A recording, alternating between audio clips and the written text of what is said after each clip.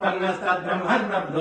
जलिवेत्थासतो गृहान् कश्यपादुजिराः सूर्याः पापान्यघ्नन्ति सर्वदा रोदस्योरन्तर्देशेषु तत्सन्यस्यन्ते वासवैः ते शरीरा प्रबध्यन्ते यदा पुण्यस्य कर्मणः अपान्यपादकेशासः तत्र ते योनिजाजनाः मृत्वा पुनर्मृत्युमापद्यन्ते अद्यमानाः स्वकर्मभिः आशातिकाकृपयैव तदपूयन्ते वासवैः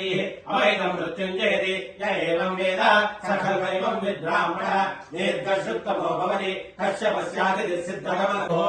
नवो नवो भवति जायमानो नाम केतुरुषसामेत्यग्रे भागम् देवेभ्यो विददात्यायन् प्रचन्द्रमास्तिरति दीर्घमायुः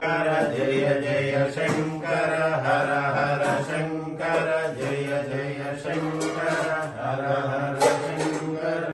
आहत्येन रजसा वर्तमानो निवेशयन्नमृतम् मर्त्यम् च हिरण्ययेन सविता रथेन देवो याति भुवनः विपश्यन्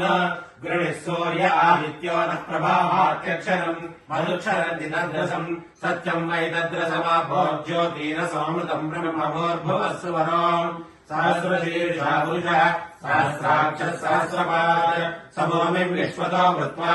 अत्यतिष्ठद्दशाङ्गुलम्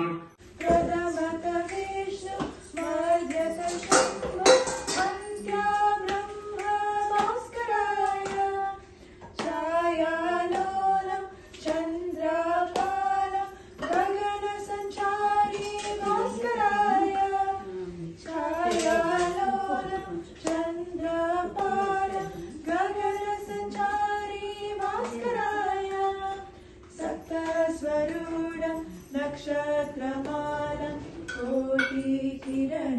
भास्कराय श्वेता